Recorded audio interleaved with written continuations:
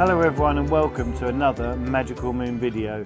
I am back in the antique repair room and today I'm taking Big Bertha, this industrial Singer sewing machine, over to the laundry room and I'm going to mount her in a table we've repurposed from outside. So I've got to cut a hole, I've then got to router an edge, and it will be a little bit tricky, but ultimately what we want is for her to sit flush with the top of the table. What that means is Jenny can lay out those big horse rugs and do the repairs that are necessary. So it's not going to be easy. Looking forward to the challenge. Let's go.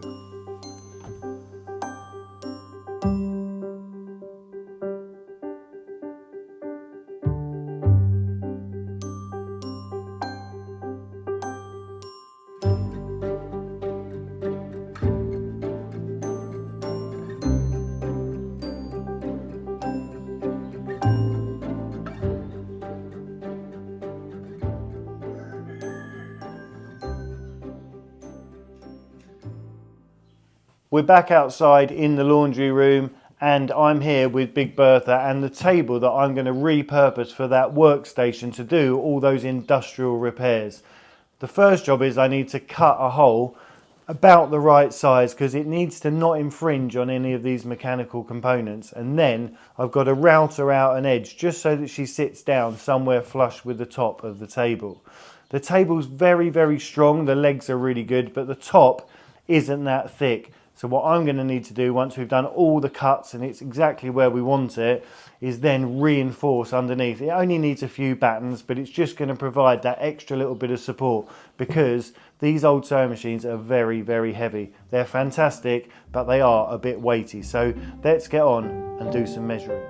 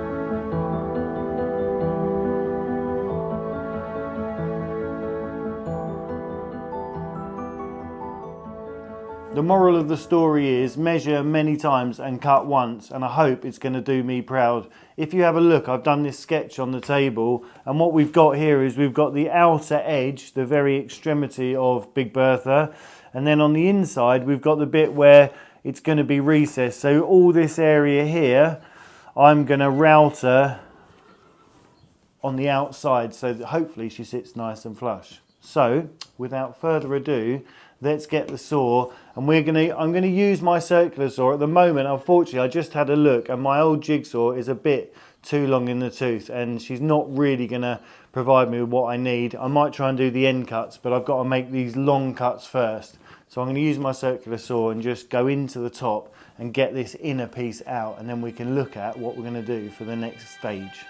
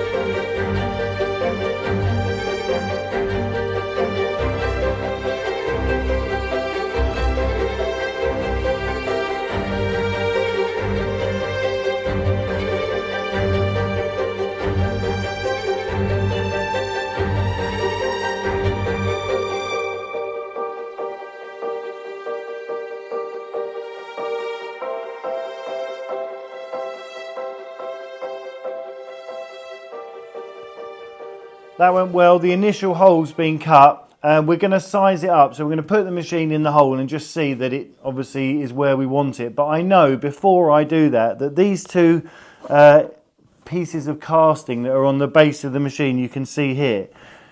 In the old days, they used to have dowels in them, which were metal dowels, and they went onto a hinge mechanism. You're actually looking at the back of the machine. We're not going to have a hinge system, but I do know if I try and put it in the hole that these are going to foul on the back edge. So I'm just going to router out a little bit of a lip that these can go in, so that when we drop her into the base, I can then see if I can recreate these nice curves in what is going to be the little routed rebate on the edge of the table. So let's see what it looks like.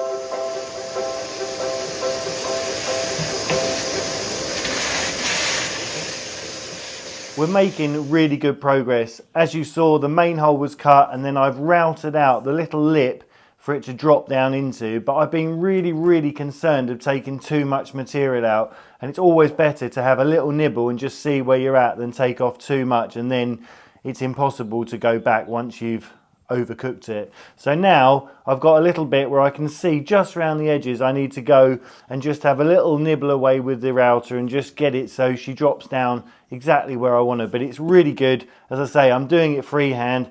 It's better than on a jig. It's all a bit higgledy-piggledy, the table, as with the machine isn't actually completely rectangular. There are little bits and pieces which all add to the character, so it's perfect. It's all going to be in the spirit of the job. So let's get on and just have a little nibble around the edge so that she sits in nice and flush.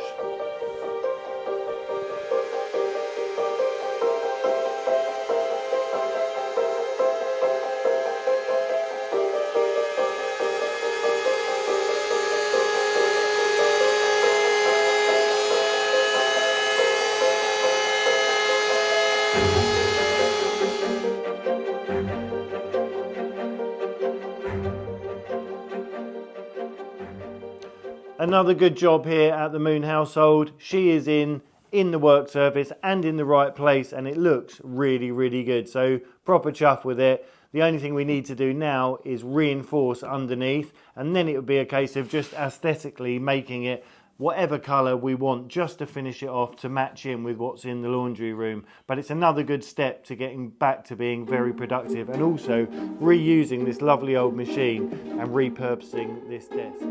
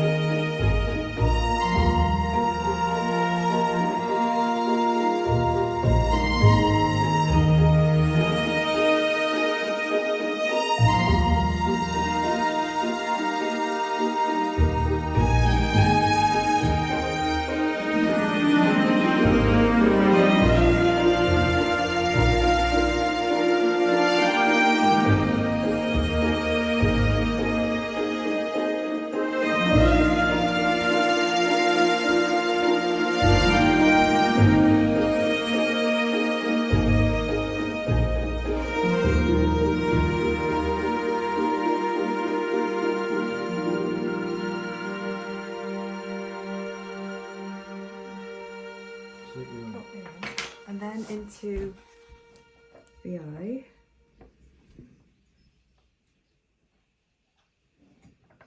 Like that. Then down to there. That's a better fit. Yes, it is like that.